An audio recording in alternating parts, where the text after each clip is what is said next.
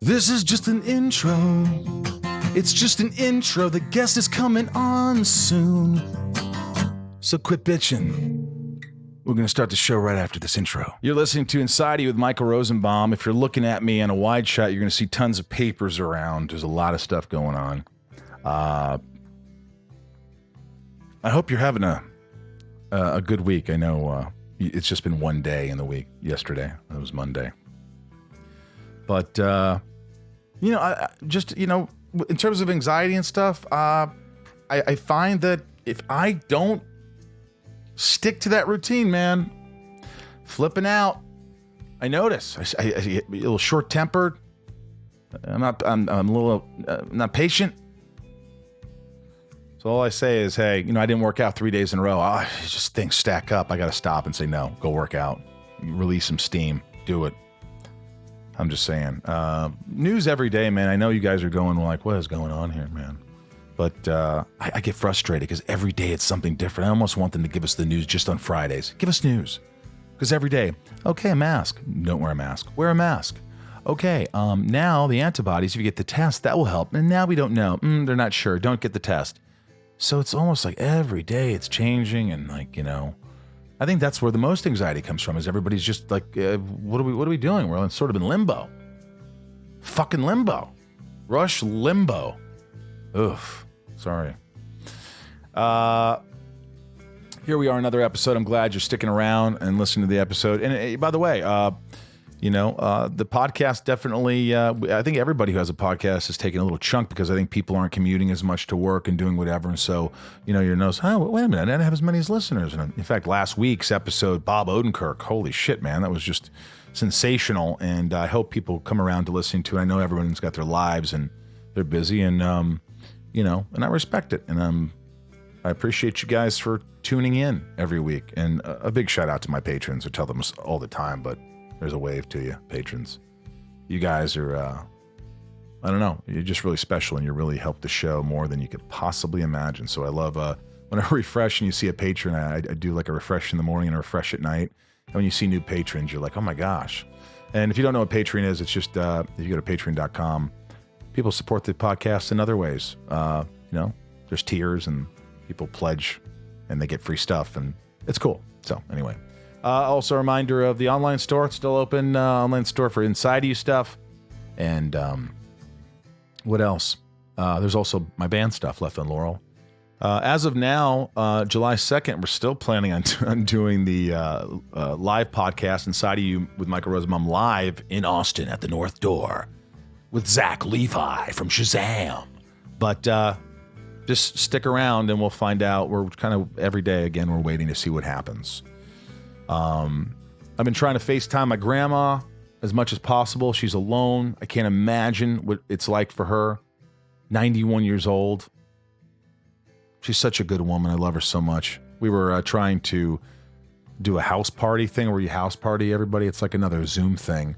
She couldn't get it going. She was muting herself. She was kept turning herself around, with the little switch. I was like, holy shit, man. And my uncle can't go over there to help her, really. So I just want to, Beverly D'Angelo is my guest this week. She is, and by the way, before I say that, make sure, if you will, I know you guys are listening, subscribe, write a review. Got to say it. Podcast, the handles at Inside Podcast on, I think, Instagram and Facebook, and at Instapod, Inside You Pod on fucking, sorry, Twitter. I've been doing a lot of Instagram lives. I hope you're enjoying that. Look for me again. And Patreons, I'll probably do another private YouTube live with you, live. But Beverly D'Angelo, she's been on the show before. She's such an eccentric lady. And so she's just full of life and so much experience. She has a story about everything. And she's one of those fiery ladies that could just hug you and then smack you if she needs to do it. She's tough. She's lovely and brilliant. And it's an honor to have her on the podcast again. I know she's listening. Wasn't an easy edit. Ryan really had to work on this, Bev. I love Beverly D'Angelo, and you will too again, but this is a lot of fun. Let's get inside Beverly D'Angelo. It's my point of view. You're listening to Inside of You with Michael Rosenbaum.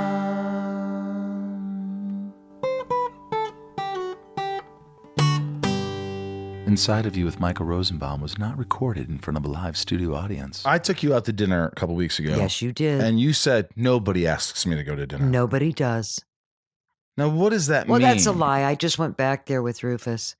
Rufus Wainwright? Yeah, my dear. He's a very talented guy. You love genius. him? I love him. What's so great about him besides his music and his brilliance?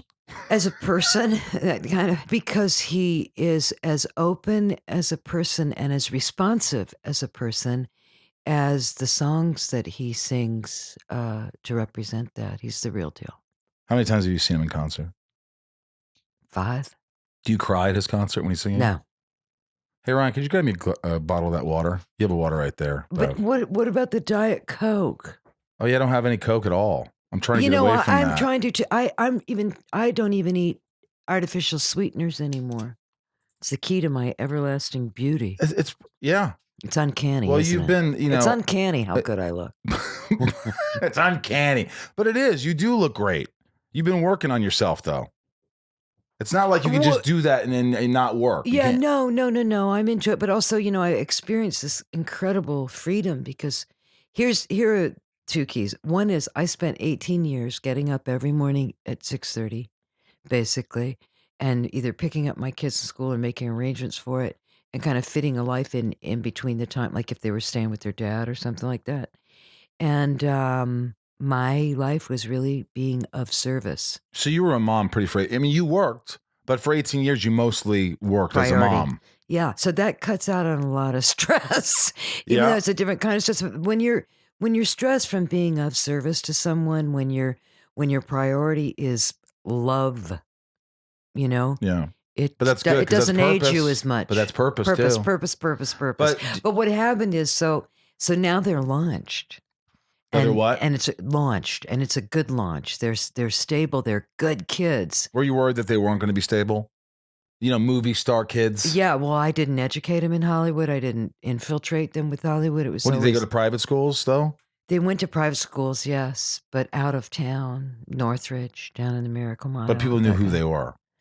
From a very young age, I explained to them that there were people whose goal in life was to let them know how well they knew their dad, and that it was really important to understand the difference between people being attracted to fame and getting to know you. And I'm a great bullshit detector, and I guided them in that, and they're good at it. Well, it's tough enough having, like I had parents who weren't famous.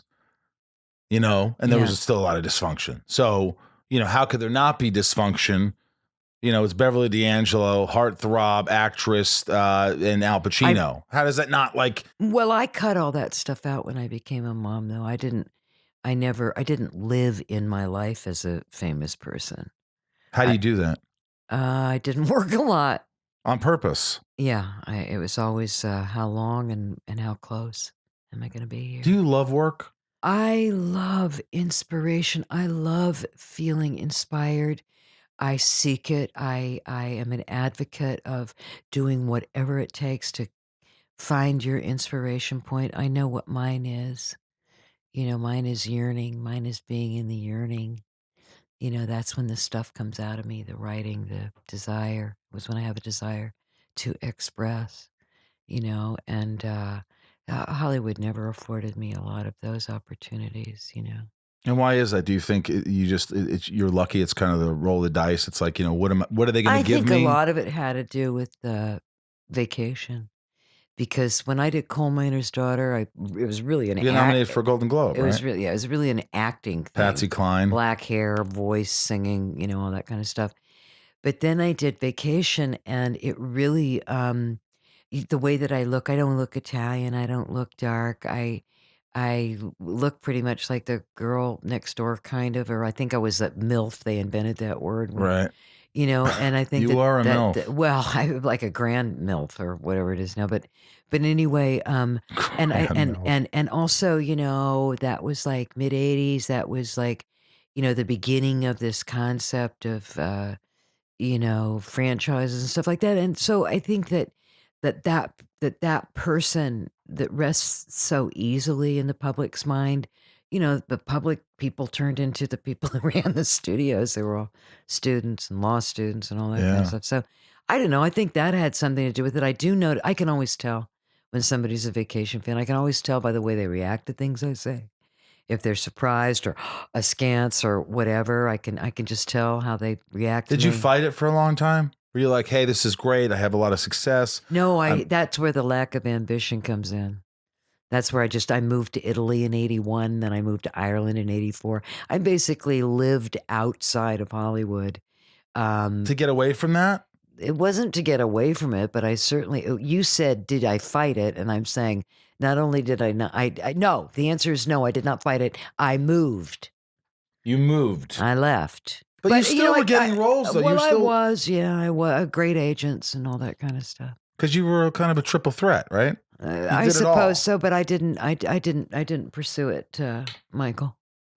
Not ardently. I'm gonna go back to that dinner we had 2 weeks ago. I'm gonna pump it up, Pache, because Che runs the joint, and I love going there. I know they're so great. And maybe we'll get a. And actually, where we sat was good because I was worried about the acoustics there and sitting outside. We could hear each other. I went back with Rufus and his husband, yearn, to Pache, and we sat in the same place. So you said no one ever asks me to dinner. Well, no, I don't get asked on a lot of dates. Like on dates. I don't. But ours wasn't a date. I've known you forever. I don't We're friends. get asked on a lot of dates, but I'm not a dater. But how does someone not want to take Beverly D'Angelo on a date? You don't put yourself out there enough. Just that phrase disgusts me. What? Put yourself out there? Yeah. Well, what am I supposed to say? You don't try hard enough, Bev. But why should I try? How are men supposed to know you're available? How are they supposed to see you? On this podcast. Guys, listen. I know I'm not on Instagram or anything. But I'm not looking. But you're a hopeless romantic. You want to be in. No. Someone has to find me. That's what I think at this point. Well, I know, but have we ever tried anything like that? No. Someone has to find me. Well, you've had moments. You've had but yes, you told me about some, you call them dry spells, where you're like, you know what, I'm busy, I'm doing my thing. Oh, my vow of celibacy, you mean? Yeah. Yeah. And that was a while. That was like 4 months. Oh, excuse me? It was a while. It was a while. But then does a woman, I'm sure women think this because guys always think it. Does a woman ever think, and you're not like this, I know, just from knowing you, you're not like this. You're not. I'm very atypical. But don't you feel like, I just want to kind of get effed? I just want to F. Yeah, we say break me off. Break me off. Just break me off, baby. I've never heard that. It's more of a different racial. Break me off. Break me off. So you do think those things? Of course I do. So do you ever have your friends try to hook you up? Like, find me someone that's cool, someone I can hang out with, someone I can listen to records to, someone I could just be myself. I can just start singing around the house like an idiot. Yeah, exactly. And does it happen every once in a while? They say, meet this guy, Richard. He's fantastic. I've had some Richards. I've had some fix-ups. Setups never work, do they? No. Did you ever notice that? They never work. And it's always when a woman says, you have to meet my friend Lonnie. Run. Because they're never as pretty as the friend who sets them up with me. Well, I don't think it's about being pretty for me. You don't want pretty? No, I find that rather intimidating. Well, I'm not saying pretty. I'm saying how about being attracted to them? Oh, I need to be attracted, but I'm saying that my triggers for attraction don't necessarily lie with the physical thing. What's the attraction? Intellect?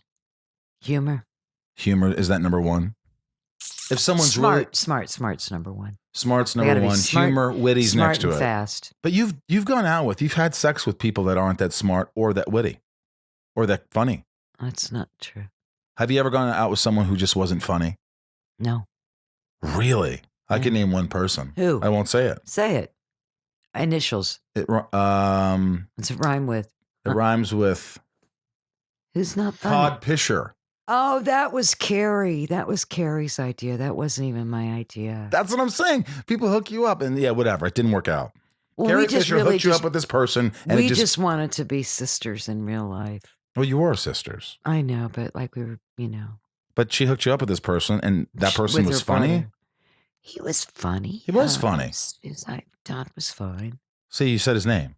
It's okay. He doesn't to care. Say. He put me in his book. He did? Yeah. What did he say about you? He said that all this stuff, and he said things like, as my sister said, how could I be born again Christian if I was dating Beverly D'Angelo? But that's kind of a stab. Well, to Godites, yeah. But anyway, not looking for them. But anyway, no. But he said that the wonderful thing was that I made him aware of what he really wanted. I think I am a transitional, and then he got married. So that's what I don't want. Now he's saying you're the woman who. That's what I don't want. I'm a good transitional. But person. I am what? too. Men look at me for transitions. Like I've held the hands of dying people. I've transitioned a person into parenthood. I've transitioned people into so many men that I've been with have found their perfect person after me. But if you think about it, everybody's like that. So if they find one person, everything before then was searching for the right one. Yeah, but why am I always the person that's right before the right one? Why am I always the guy why am I the guy who they're always like, so-and-so, we got to fire that guy. You know what? We only have 2 days. Let's hire Rosenbaum. He's good. He'll be in there. He'll do all right.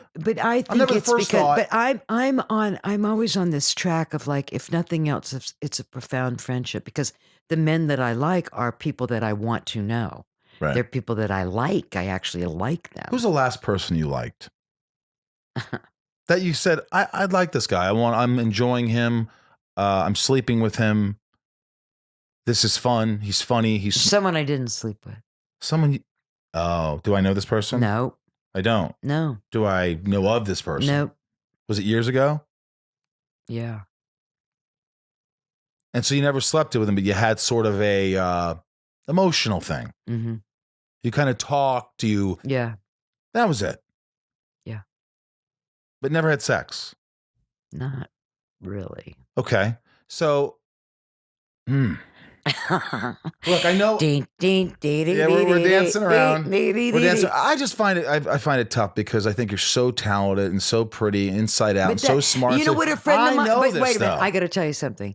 I was in. See, again, I'm all about the yearning. In fact, I sought someone out because I knew he would inspire me to do something that I really needed to be doing. Anyway, I got like basically a book out of this guy and songs and stuff. You're writing a book. Yeah, and your songs. And a book of erotica. But anyway, and I because I can't tell anybody about it. I'm too embarrassed. But I did say to this one guy friend of mine in New York, a younger man, the 36-year-old, I told you about him. But anyway, I said, I have this fantasy that is that you or me? I think it was probably you. I'm professional. I have this fantasy that did I not bring my phone?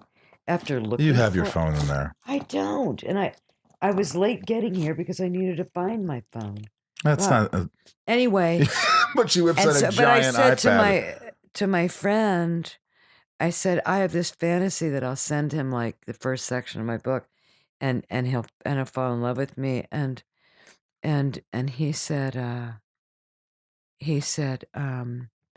a man will never do that. He said, a man will never go, I'm not really into her, but wow, that book she's writing, fuck it, now I'm there. He said, men don't do that.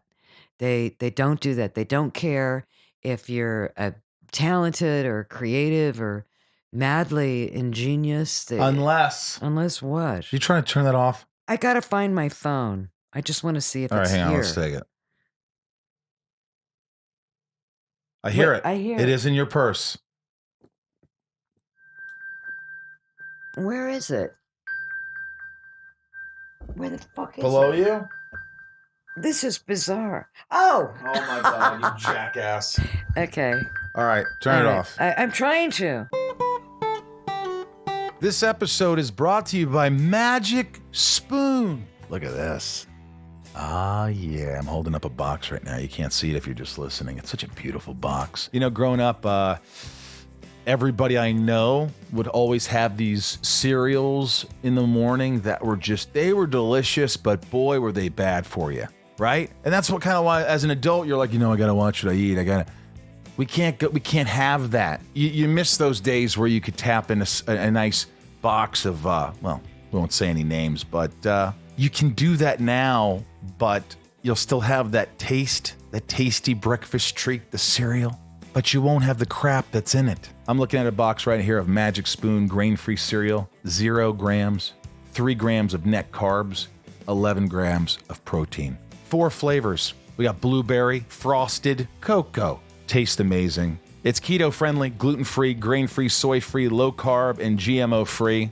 You can tell all your friends, even those people who don't believe in that stuff, which I do religiously. It helps. Go to magicspoon.com/IOU. Grab a variety pack and try it today. And be sure to use our promo code IOU at checkout to get free shipping. And Magic Spoon is so confident in their product, it's backed with a 100% happiness guarantee. So if you don't like it for any reason, you could send it to me. No, if you don't like it for any reason, they'll refund your money. No questions asked. magicspoon.com/IOU and use the code IOU for free shipping. We thank Magic Spoon for sponsoring the podcast. Inside of You is brought to you by Expressvpn. Now, we all know Expressvpn protects your privacy and security online, right? You know that, but there's something else you might want to know.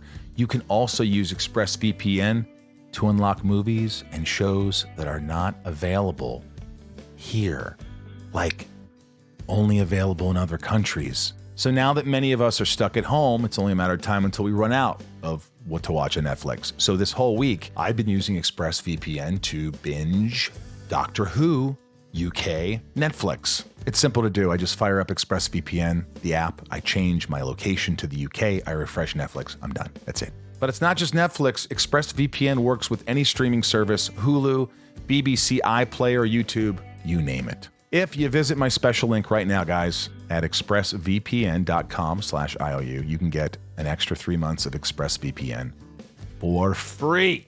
Support the show, watch what you want, and protect yourself with ExpressVPN at expressvpn.com/IOU.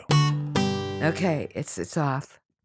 Anyway, yeah, and he said it doesn't matter, and it's true, and I mean, my life has always been about the creative. I'm not kidding, and I know it doesn't look like that in a career or anything.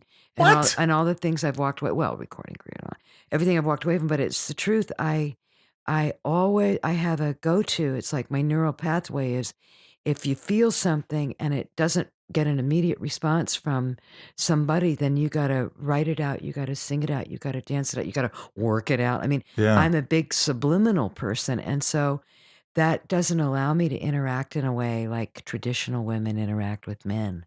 But when you say the thing about the book, men aren't going to like it, care about it. They don't care. It's not going to make them love you. How about a man that isn't in this industry? Who would get that? Who just is, there's men who just want to date, like their woman's brilliance is an attraction. And on top of it, maybe initially, sure. How about all the girls? How about how many women you see with these guys and they're like, what the fuck? And they're like, well, he's brilliant. He's, he wrote something. He's not an actor. I don't know if I agree with you. I think they're intimidated by it. That's what happens. They're all intimidated. They're all intimidated. When a woman does too much. I haven't met a man who wasn't intimidated. I've been intimidated by women. Would you be intimidated by a woman if you went over to her house and she just started kissing you in mid-sentence and like came on your leg?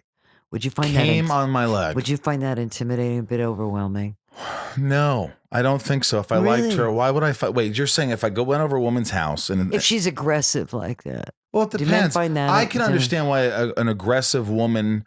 It depends what we're talking about here. Because if it's the first time we're kind of hooking up and she gets a little aggressive, it's intimidating. It might be a little bit like, whoa, wow, that's a little bit. Here's what I suggest. I'm single, so my suggestions can just nothing, fuck them off. Like mine. Fuck them right off. We should just sit here and do a not self-help column. Yeah, because to me, I think I got It's to like the blind leading the blind. It is, but fuck it. Yeah. To me, it's like, you kind of want to ease into all it. lurking. I dated a woman. Yeah. And at first it was sexy and subtle and all these things. And then, whoa, look out, Tiger.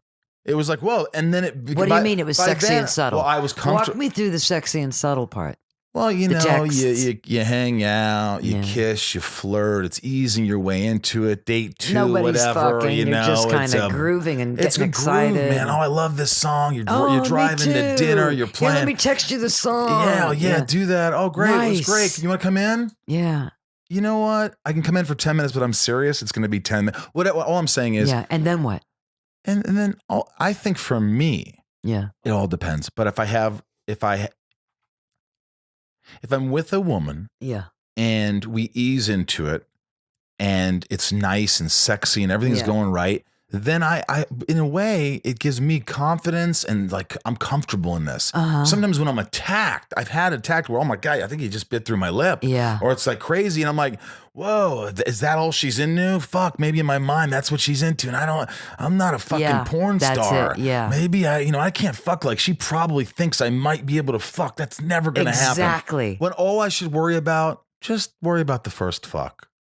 Yeah. Do you remember I was talking about that? What was the first? Do you remember?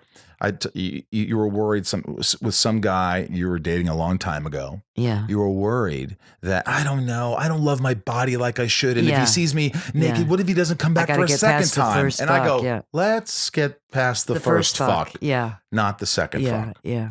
I wrote it down because I thought it was so funny. The first because fuck. you were worried about the second fuck when you haven't even fucked the guy. Well, yes, that's the one to worry about. First fuck's easy. No, the first. In fact, I really think, this was used on me by one of the absolute great loves of my life. Al? I'm not going to tell you the story if you're going to try to turn it into a personality thing. All right. No, let me just say this, Go ahead. that in my lifetime, I did experience someone saying, we're not going to do this until we cannot help it. Ooh. Which is so hot. Okay, so you just answered your own question. B,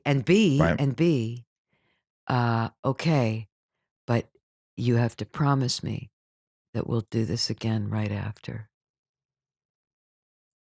And I mean, those are the two hottest lines you can say to anybody. Wait, okay, here's what intimidates me about that. What? Line 1 was great. Yeah. The first line was great. Yeah. But at 47 years old, if someone says, hey, we're going to do this again right now, I'm like, not right now. Oh, good. Because, No, the guy has to say it. Yeah, if the guy says it, he's like, well, he must be really into you if he wants to go a second time.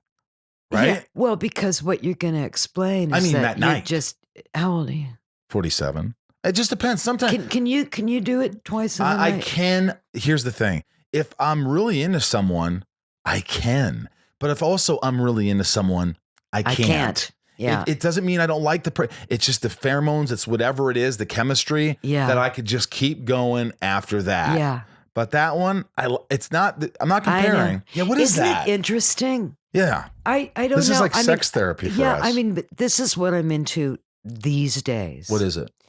What I'm into these days is actually, and it's been for a while now, I'd say like for about at least a year. Right. I've been very fascinated by the entanglement of sexual feelings and the emotional field. And this is because I came of age sexually in the era of free love. I was out here at 17 and boom. You were fucking everything? Everything because I had a boyfriend too, but because it was free love. And so I didn't go through that, oh, I'm a bad girl. Oh, I'm going to be coy or I'm going to learn how to seduce. It was just like. You're just free.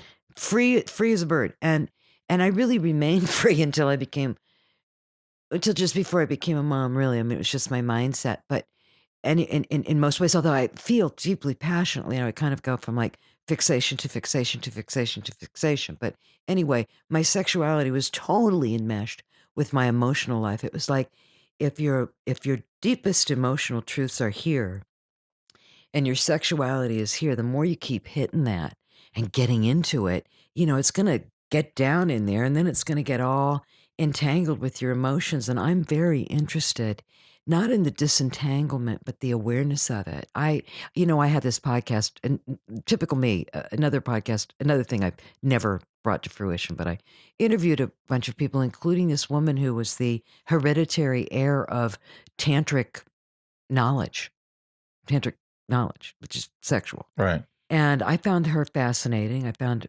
the way that she became that person fascinating, but also the whole idea of tantric sex, and that actually, part of that is the belief that sex is a path of enlightenment.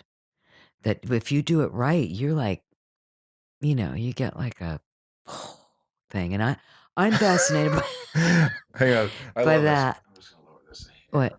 Okay. Just right there. Okay.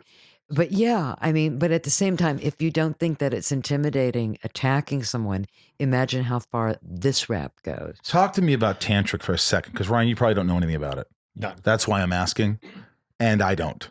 Well, So okay, I'd like you to- okay, I can't give you the whole lecture, But give me let in me a give you some nutshell. tips. Let me give you some tips. Oh. Okay, no, let me give you some tips. You don't moan and stuff like that. Let me give you some Fine, tips. give me some tips. Here's Just some- the tips. Just practical. What you're going to do is, how like men and women alike, we kind of have this goal-oriented mentality of like, you start here and then you go race to the finish line. So it's like Yeah. all about building. It has a lot to do with watching porn. Don't watch porn. Stop watching I rarely porn. do. But it's like we have this mentality as you start here and then you kind of ease into, and then you start pumping harder and harder and harder, and then boom, you come. Right. Nope. No, Okay. no. So tell me how to fuck, Bev. Please tell me how to have sex with a woman. Here's what you're gonna do. No, by the way, There are a lot lots of people are different- laughing, but everyone right now who's listening is really listening to this here's the because thing. they want to know some things. Why not improve your sex life? Why not improve the way things? Because men, we rush it. We're like, oh my God, this is See, I'm guilty of that. I can I can come right now. I mean, not literally, but you know what I mean. on this podcast. If you yeah. wanted to, you probably No, could. I won't. But here's what I wanted to say. I won't. Okay, tips for a good sex life. Okay, you must understand that men and I'm just speaking to heteros out there. Okay. Okay, I could, I have that bi thing, but I'm just speaking to heteros because You have that bi thing. because you're a man. So let's just Oh, I keep thought it you were confined. bi. Okay. So let's just keep it to the men-women thing. Okay. Okay, you must acknowledge that men and women not only are different, but we think differently, and it's even been proven scientifically. The synapses are different between the in the Cerebral cortex. cerebral You don't have to cortex. convince me. I know that Okay. we think differently. Yeah. Well, women. number one, embrace that. Number one, embrace that. Number one, embrace the fact that when you speak to a woman, you're speaking to someone whose very brain is organized to listen and to perceive what you want and to pick up verbal cues and emotional cues. And women are highly able to tune into emotional needs. So when you've got a man who can speak emotionally and reveal emotional needs, then you've got a woman's attention. How do you do that? Give me an example. Like if let's say we're together. I'm Yeah. saying things to you like, Well, do you want me to tell you how to get laid? no, or how to, no, I'm not saying that. I'm saying Because I can tell you things to I'm say trying to get interpret, laid. Like right now, my mind went to, I'm with a woman. Let's imagine what she's thinking and what she wants. Well, number one, you listen. So for example, if you're going out, I can get hyper detailed. I'm just saying that You go out to dinner. right. You listen. What does she order? Does she order soup? Does she order something crunchy? Soft means that Be easy with me. she's got some sadness in there. Crunchy means anger. So if she goes for the calamari, depending Which on is how it's chewy. cooked, That's depending on kind of how it's cooked, midway. Well, that's adventurous. I'd say calamari is adventurous. right? I'm up for. Okay, so you can read a Wrangler. woman more or read a guy by what they're ordering. No, what no, they're- no, no, no, no. I'm just saying for a man if a man cares about a woman, he should really try to listen to her and respond honestly. And then you might not even want to fuck her. You know what I mean? But if you've got a woman who's like, if you listen to her, it'll cancel out just that lust that you have for her if you really listen. So once you're in the ballpark and you've heard what a woman, you've listened to her and you like her, then I think what you want to do is respond in some way. Let her know that you're listening to her. Because the reason I'm bringing this up is because I guess what I'm trying to say is that's the foreplay. That's where foreplay starts. Foreplay is really listening. Foreplay for a woman starts with conversation. Well, yeah. Foreplay for a man starts with what she's wearing, right? You know, like you kind of start your foreplay thing in your mind. You are right. You are right. And by the way, if it's just about, in general, what you're saying is, you know, spend some time just talking and listening and getting, that's a big part of it. Instead of just going right for it. Also, even if you're already having sex with this person. It's a time saver. It's just. Well, we haven't gotten to how you have sex. Well, I'm okay. Because if that, what I'm saying is, boys, remember that foreplay starts in conversation, listening. And also it'll save you a bunch of time because if you really listen to someone, you might go, you know what? I don't care how much I want to fuck her. This is the trail of tears here. And the same thing for a guy. And the same thing for a guy. How many times have you, I want to fuck this guy. And then they start talking and talking. You're like, no. Yeah. That's happened? Oh, yeah. Does this happen with any big movie stars? Michael, shut up. Sorry, I went there. Okay. I'm just curious, like the biggest, hunkiest, coolest, sexiest, most talented fuckers, and you're like, they start talking to you. They can talk you out of it. They talk you out of it. Talked me out of it. And then they try, and you're like, no. I try to avoid even saying the word no in my life. I try to avoid it. Well, what do you say? I change the subject. What do you do? Distract. But let's get down to it. So now you've listened and you've gone, you know what? I'm aligning here. I'm aligning here with this person that I'm listening to. So anyway, just cutting to the chase, and getting to the tantric part, you know what tantric sex is about is that you sit and you don't do anything. You just look at each other. Whoa. Just sit there and face each other. You know, put your hand on her heart or her body or something, and you just don't do anything. Okay, you don't want to do this in the first time you have sex with someone, right? Well, excuse me for a second. Let me just. But that's why I'm saying that this thing about the first fuck, you do have to get it out of the way. Because that's something. That's your whole point to this. Get it out of the way. That's why I was a little aggressive. You're saying. Yeah. Because you get it off. Get it out of the way. And then we can get into what I need. So you're also thinking. I'm kind of like a guy. That's exactly what I was going to say. You that's think my problem. You know what he wants. You think the guy goes, I'm going to be aggressive and I'm going to give him what he wants. I'm going to fuck him. Yeah. But I'm telling you, it's not. I don't know a lot of guys. I don't know if you've done. But maybe I just don't think that maybe there's a happy medium. Maybe is there, hey, you're not going to have sex with me. If you want to be aggressive, you say, you're not going to have sex. But then you go, that would mean that a guy would have to say, Bev, I don't need that from you. Bev, I don't need. Have you had guys say that? I don't need that from you. They don't need sex with me. Have they said that to you? I think I've heard everything. Have guys turned down sex from you? Yeah. Like you said, I'm willing. And they're like, oh, no. Yeah. Really? I find that hard to believe. It's happened. It happened. Well, maybe were you aggressive with them? Yes. So maybe that whole thing is there's good reasoning on your side. Yeah, but what they didn't do was go, whoa. I'm going to be in charge here. So if they would have said, maybe they weren't man enough to do that. That's right. They could have just said, fleshed them out. They could have been, hey, Bev. Whoa. Stop it. Stop for a second. Listen to me. Stop it. Yeah. You're fucking hot. I want to jump your bones. We got to take it slow. This is kind of like, I don't know. It's just not whatever. You'd be cool with that as long as he said, hey, take it slow. Well, I think for me. Whoa, Beth. I think for me, it has to be a fearless man who loves to who be in would charge. Who would love to try to be in charge of this. So how about this? Let me pretend I'm another. Let me pretend I'm another guy. Right. You know what I mean? You're doing a whole show. Yeah, I'm doing a whole show. Hey. You don't need to do that shit. Yeah, now you're talking, baby. That's the guy. Hang on. That's the guy. This is the guy. I channeled him. Hey, Yeah. Bev. You don't need to do that shit. Okay? And then I'd start crying. Yeah. Get over here. So it's still sexy. He's like, come here. Yeah, come here. Just calm down. Just calm down. And then you're like, whoa. And then I'm like, I'm calm. Don Henley. No. Why does everybody talk about Don Henley? Do they? Well, you had sex with Don Henley. I didn't have sex with Don 40 years ago. I didn't have sex with Don. I'm not, if you really think I thought you said it on my last podcast. That's why I said it. Did you not? No.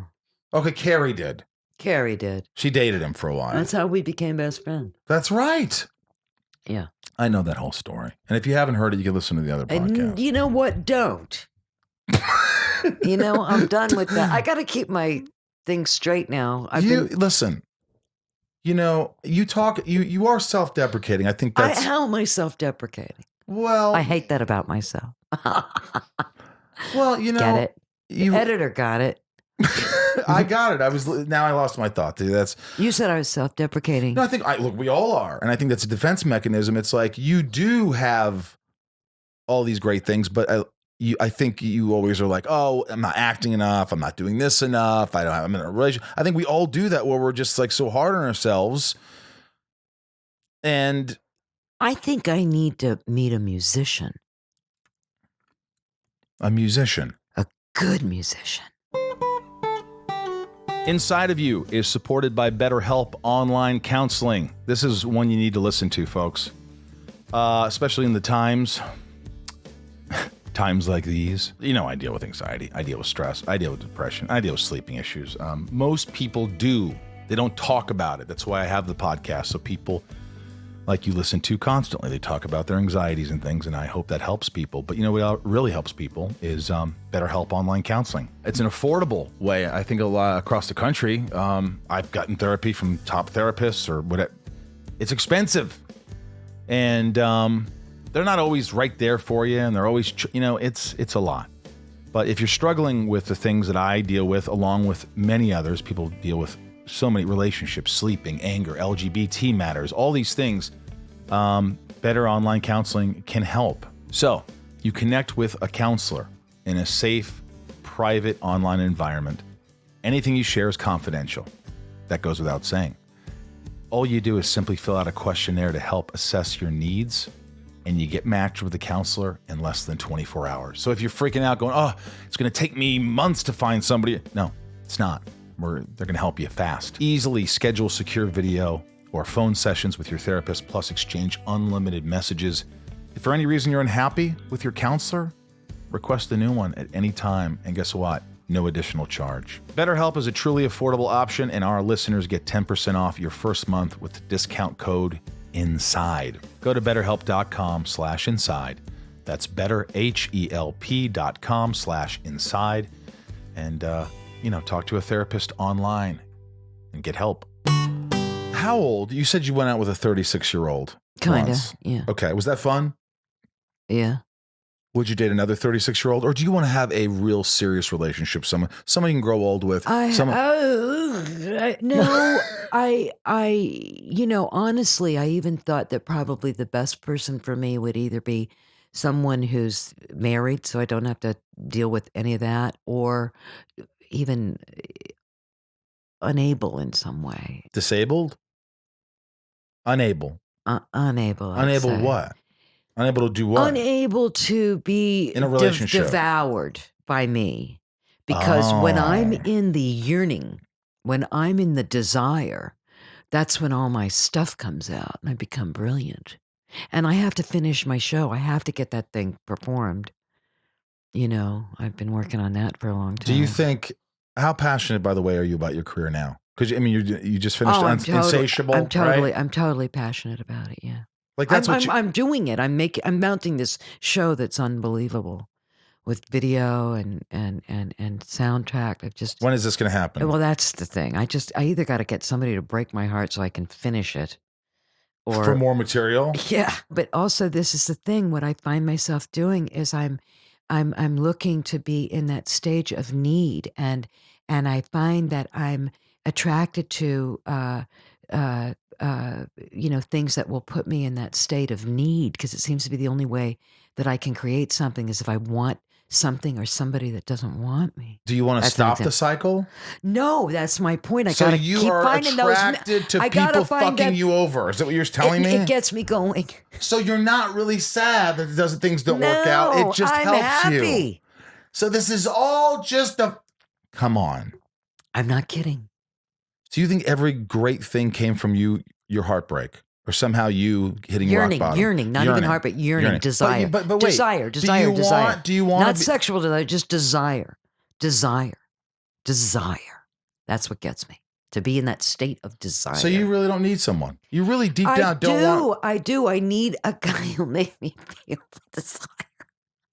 To make you feel the desire so you could use him for when he dumps you. How could he really dump you if you want him to dump you? Because I picked someone who will never get there in the first place.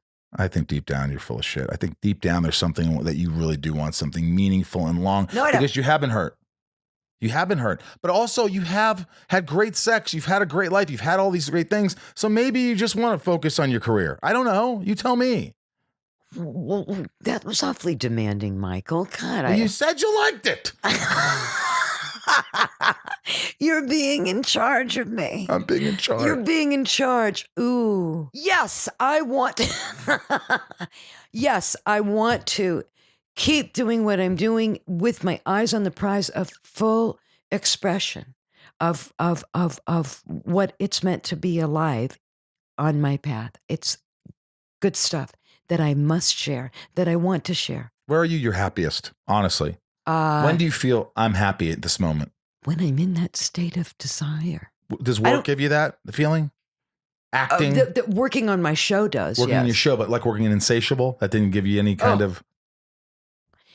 The first episode it did, because I thought I was onto something, but then it kind of mutated into something else. Well, then you come crazy and kidnap people and kidnap the guy. And I didn't mind that. I just felt that I had lost my kinship with the writer or the showrunner. I felt like I had lost her. Like she didn't want to talk to you anymore? Like she wasn't interested in me, yeah. She was like, yeah. Got it, do that.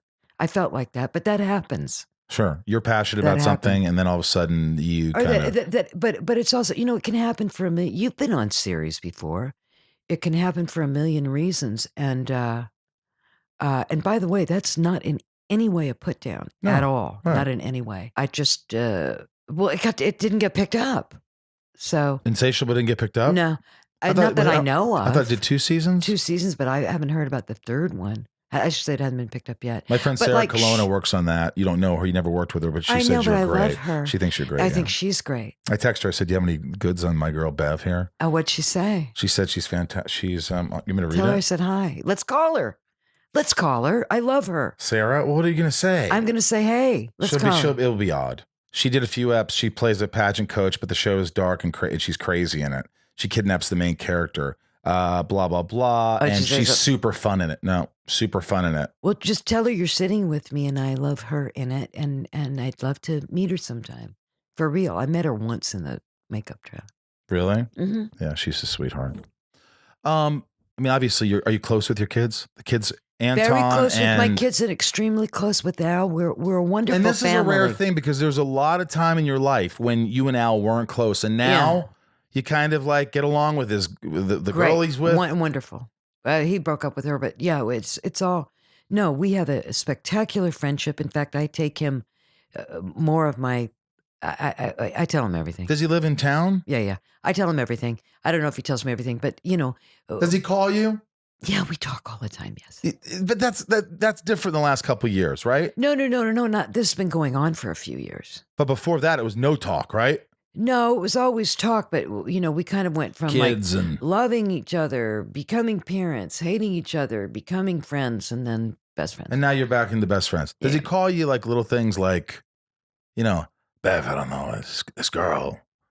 Does he start talking to you about girls? I got to tell you something. I've known Al 24 years, and if you've noticed, I'm maybe the only person who's never discussed my relationship with him, and I won't now.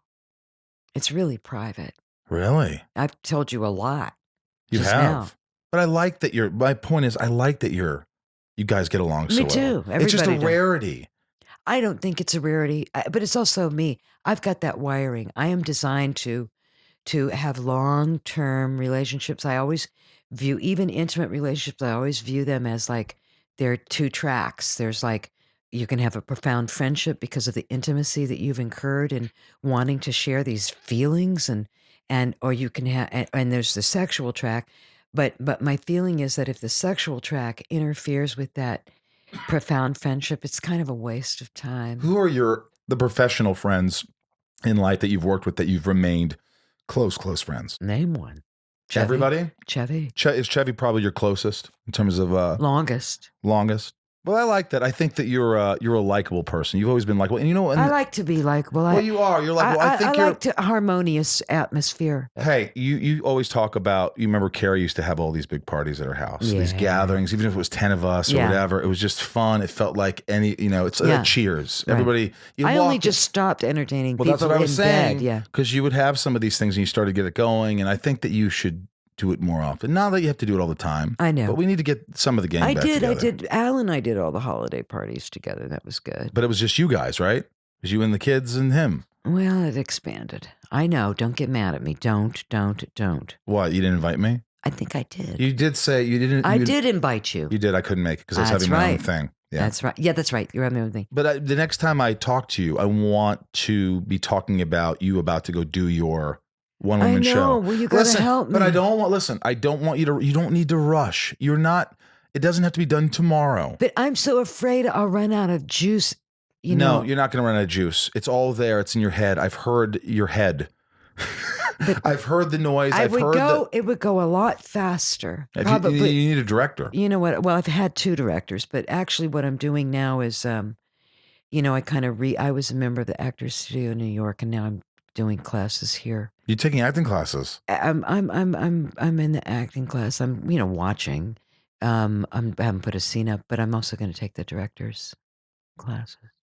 Really? Yeah. What made you want to do that? Well, it was Al's idea that I find a place to just stay engaged while my musical guy is gone, and also because he knows what I'm going through. Of like, I gotta get it going. I don't know what I need. Do I need to get my heart broken by this guy? Do I need to work out for 2 hours until my muscles hurt? I mean, like, what do I need to do to access the muse? I need the muse. I need the muse every day. Yeah. And, I do things to access the muse, but my strongest one is find that unavailable person and yearn. And an energy comes out of it. I'm not kidding. I know I'm fucked up, but this is life. And I will tell you one thing, that originally, songs that were written in the church, and they were written as aspirations to God. And romantic songs or lays came about when there was a shift and the singers stopped singing about, I love you, God. And come to me, show me your light, and started singing that to a woman. I love you. Bring me you. That's the shift that happened. I'm learning a lot from in the 1400s. Ryan, are you learning? And so I even think at times like, okay, these desires, these yearnings, maybe it's just I want the higher thing. Maybe I just want to connect to the universe. If I could just get a direct shot from the universe into my creative spirit, I would be happy. But I seem to always have to go through a man. You go through. Do you see a therapist? No. You don't go to therapy at all? Not now, no. Do you think you need therapy? No. Why is that? I did altered state therapy. That's the kind of therapy I like. Altered state? Yeah. And is that with drugs at all? Ketamine. Mm-hmm. I did ketamine for pain. It didn't help me. It doesn't work for pain. It didn't. Well, they said it would. It works for PTSD. So you had a lot of PTSD. I didn't have a lot of PTSD. I had 4 specific things I was going after. And I worked with the you knew exactly what they were. I spoke with him a few times to kind of nail down. And I went after it. I mean, the way that I did it was not in a clinic. It was privately, and it was immensely helpful. And when I say to you, I need to have a man. I'm not saying that to you as a self-deprecating thing. I'm saying that as a woman who understands her machinery. I'm saying that as a woman who understands her creative machinery. I became an actress because Milos Forman said, Angelichku. You have to decide if you will be a good girlfriend or a good actress. And I thought, what does he need more? He needs someone to star in his movie. I can do that. I wanted to be a singer, and I was singing jazz and kind of writing these plaintive little songs in Canada. And Ronnie Hawkins, his band had just left him and gone on the road with Dylan as Hawks or whatever. And he said, stick with me and I'll have you parting through silk. So I learned all these rockabilly tunes. It's always been in service of some man. And I always get out of it carrying the pearls. But it just, that's my machinery and I'm kind of into it. Although I have of late thought, is it really, am I just trying to get to that universal consciousness where all of our hopes and desires and creativity lies to make some art. But here's what I think. I know that I sound like I'm full of shit. No, I think some people will think you're probably a little crazy, and some people will think you're genius. What's so crazy about what I just said? Let me. No, tell me. Crazy and genius. There's a thin line. I think what you're saying makes perfect sense to me. Some people will think, oh, whatever. But why do I want to deal with those people? Exactly. That's my point. But what? That was mine. What I'm thinking is this. I know where my mind goes in millions of places, and I could feel like I'm all over the place, which you probably feel in a lot of ways too. Well, you're open. Right. But then I sort of feel like, I'm like, I'm this, and I'm thinking of this, and I'm thinking of this, and how do I calm my mind down? Well, there is that one thing. I think it was Einstein. But that's why I go to therapy, just because I like to channel all this shit for an hour and a half and then go, I feel good. It's off my chest. I do it in a different way. I write songs. I work on my show. You use it. I use to your it. advantage. Yeah, I use it. See? And I mean, it's getting frustrating because all the work that I've been doing since last May, I don't have something to show for it. So it does sound crazy. When I say I'm using it, it sounds crazy. If I was just in a normal life and I didn't have any creative outlets, like, oh yeah, maybe I should do therapy, but that's not where I'm at. But I think, I'm not at that. I'm not into that. By the way, if you say you're crazy because in a year or whatever, you haven't figured out a one-woman show that's the genius that you've been thinking for for how many ever years, it takes time. You know what Rufus said? He said I should just book the gig and then I'll have to do it. You know what somebody else just told me? What? They said, don't book the gig. People always wait. Here's what he said. This is actually, you know who this was? This is Billy Boyd from Lord of the Rings. He was on the last podcast a few weeks ago. And he says, this made a lot of sense. People are always, the accent. And he's like, I won't do the accent. But he said, people are always wanting to perfect something, to rehearse it so much. Before, because they don't want people to think or show it to them when it's not finished. And he goes, that's just part of it. But go out there. But here's the thing. That is my second phase. My second phase is in April when Kurt comes back from the road with Dweezil, and we are going to put it on its feet. There you go. Last question. Yeah. Did you ever ask Al? I know. Fuck. About the poster? No, nothing sexual, nothing. I said poster. Oh yeah. You're going to get him. Yeah, no, he'll do that. You said he'd do that. No, I'm going to ask you about this. Did you ever ask him to run lines, or did he ever ask you to run lines? I just think that'd be funny watching you guys run lines together. I'm not going to indulge in this kind of sycophantic fan-based line of questioning. It's really demeaning, and you shouldn't do that. It's demeaning. It's demeaning yourself. When someone posits a fan-like thing, that means they put someone above them. I don't. If you put someone above you, you're putting someone below. If I was dating Nicole Kidman and someone goes, did she ever run lines with you? I go, yeah, she did. I'd say none of your business. Fuck you, Beverly D'Angelo. Will you go out to dinner with me again soon? Yeah.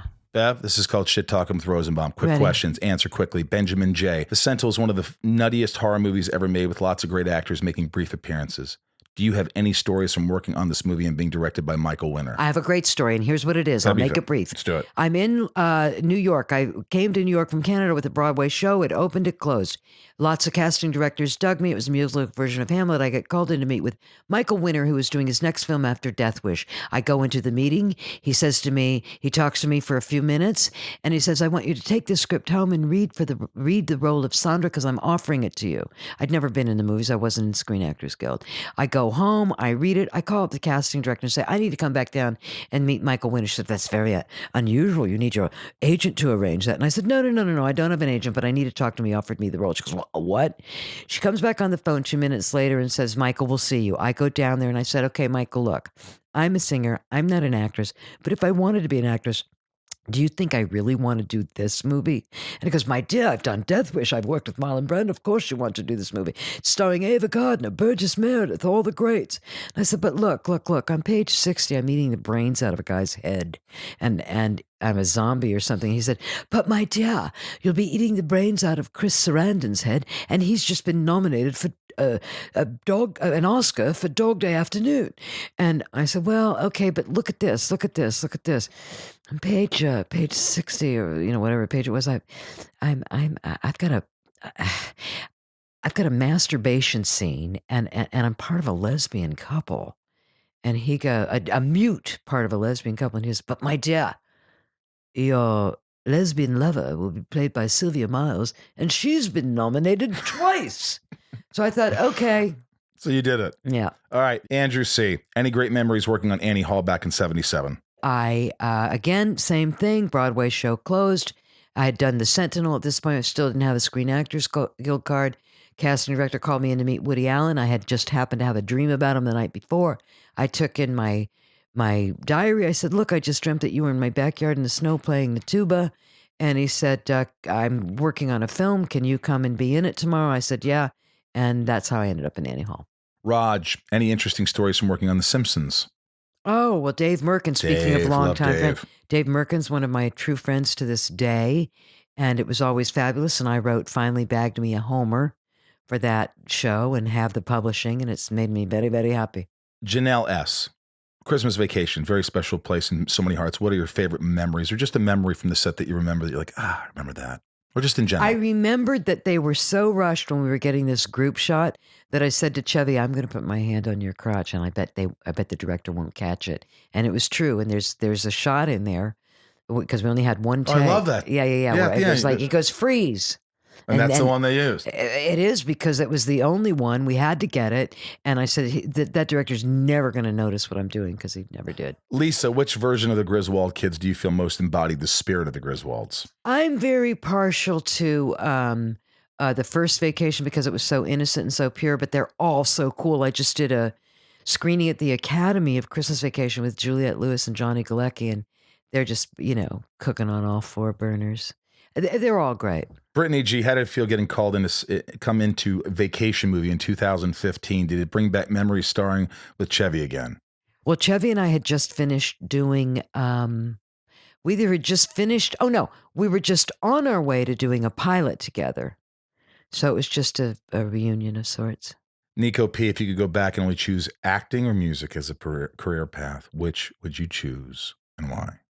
I had an album, 4-album deal, and I didn't do it. I would have, if I could go back, I would have said, Beverly, just keep pushing, stay true to yourself. Don't give up just because they all want disco. Karen B, Beverly, what was it like growing up with just brothers being the only girl? Well, I think it affected me in the way that I relate to men as brothers, and that's not sexy. And that's what Michael and I have been talking about. Because if you had to boil me down, wouldn't you say I'm a sister type? Sister? No, don't I impress you as a sister? I'm not mysterious. I'm friendly. No, I'm like a sister. Well, I mean, I've known you for so long, but if I was a dude that was like, didn't know you, I'd be like, she's kind of sexy. She's funny. She's ridiculous. Yeah, but I'm not athletic. Like, I think. What, you got to throw a ball to be sexy? What the fuck? No, to be a true sister. Anyway, I don't know. But here's what I do know. My best girlfriends, except for two of them, are dead. So my world is populated by all men, and it's very comfortable. I love men. I love to be around men. I love the way they think. I love the way they can compartmentalize. They inspire me. I live for them. Just don't attack them. I know. Last, Angie, can you share one thing you miss the most about the late, great Carrie Fisher?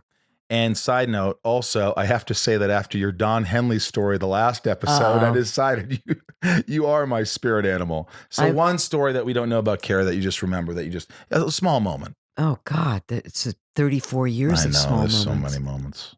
Oh, you've caught me off balance. Moment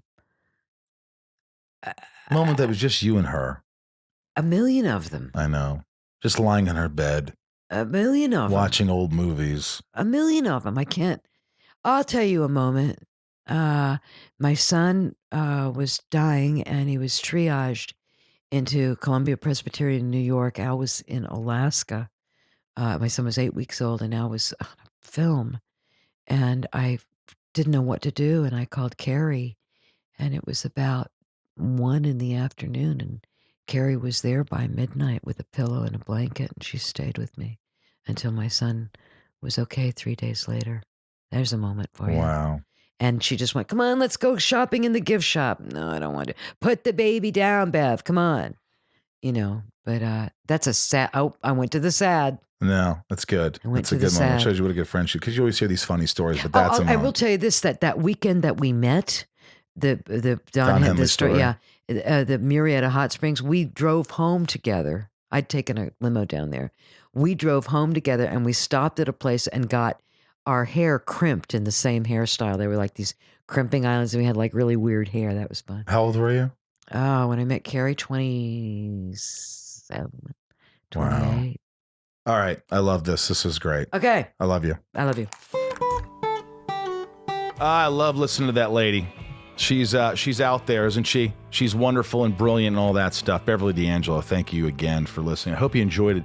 Always tweet us and Instagram us, or hello@insideofyoupodcast.com, and you could, ask me questions, write in letters. I love the letters that you send, and we'll read one. But first, let's give a shout out to the top tiers of Patreon. All right, here we go.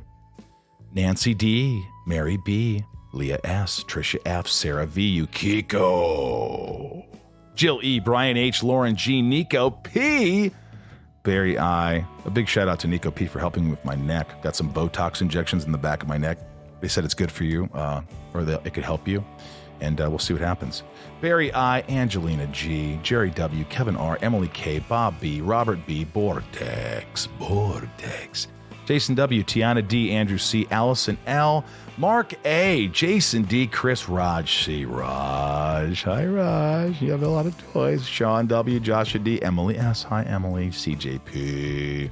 Rox Raccoon, Samantha M, Hamza B, Stacy B, Carly T, Vanessa in the Sky.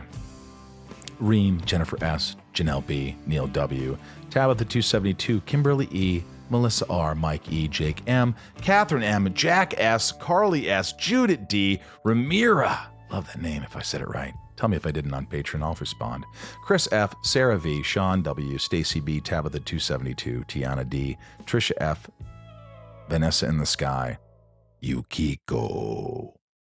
If you heard your name twice, I think Bryce put your name twice on there, and maybe he did, maybe he didn't, but I might have screwed it up. It's easy for me to do that these days when I'm doing everything here in the studio. I just hope this is in focus. I hope the sound's working. Let's read a letter.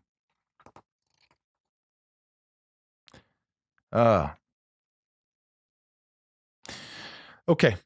This is from Kate. I've been listening to the podcast, and I wish I had found it sooner. As much as my nerd heart enjoys it for the content and great guests, the heart is what keeps bringing me back. It helps to know that there are other broken children out there that are still trying to figure shit out well into adulthood. Amen, Kate. My mother is dying, and when I went to see her a few months ago for the first time in years, I left knowing it would be the last time I saw her. I also know that I left without real closure or resolution, and that she would die unchanged and without any remorse for what she did to her children. I'm never going to get what I needed from her. It is what it is. I feel like this is a theme in the podcast, and I appreciate the frankness of it. I'm still working through how I feel about her, and I never really feel the need to talk about it, but listening to the show on my drive home is therapeutic. Knowing there are kindred spirits out there lightens the burden and allows me to give myself some grace and extend it to those around me. I hope it does the same for you. Keep pushing out episodes, and I will keep listening. Kate. Kate, you sent this. I'm not exactly sure when you sent this, but it was months ago, and sometimes I don't get around to them. But first of all, I'm sorry about your mom, and I'm sorry you didn't get closure. But the I think an important part of all this is knowing the truth, and only you can know the truth. How you feel about her is how you feel about her. And sometimes you can't make excuses for people. You can't say, "Oh, well, this and this." Forgiving is important. Knowing the truth is important. I'm not a therapist, but I've gone to enough therapy to kind of sort of sort of understand it. So, Kate, thanks for your letter. It's brave, and I really appreciate you listening. And more so, I'm glad you get something out of this show. I really am. I really think that's you know, it's good. That's all I can say. Oh, that was heavy. I hope you guys enjoyed the show. We got a lot of great episodes coming. I know sometimes you probably it's hard because, people are always looking for the biggest and best guest. And, sometimes our guests are bigger stars than the ones that are, I love all my guests and they're all fantastic. And whether you like them or not, I hope that you'll listen because you like to learn about human nature and humanity in general and what makes people tick. And you like to learn. And I think that's the most important thing. So thank you for listening. Please follow all our handles, Inside You Podcast or Inside You Pod on Instagram and Twitter and Facebook. I'm on the Patreon if you want to pledge and see a bunch of behind the, what do you call it? Behind the scenes, sort of. We do extra. I did a bonus with Harlan Williams, my good buddy, comedian. We did a video. I interviewed him for like a little 20-minute fun thing just for patrons. And I do an inside of me, where I film myself and answer questions to patrons. I do, so it's a lot of fun. I love the continued support. There's different tiers and stuff. Check that out. I'm on the Cameo. Thanks for supporting Left on Laurel, the band. I've been writing some more songs. Maybe I'll share one with you one of these times. I'll see you on the YouTube Live or the Instagram Live. And I would just urge you to, it's hard, but just try to appreciate what you have in front of you, I'm telling you that as I'm working on that, but the more you say, I'm grateful for this and this, and you start thinking, it's amazing how the brain works. I've talked about that. So let's just try to be better people. That's all we could do. Thank you again for everything. And we'll get through this together. Thank you for allowing me to be inside of each and every one of you. And much love to you. And shout out to my friend Ethan Havener, who loves the fan letters. I appreciate him telling me that.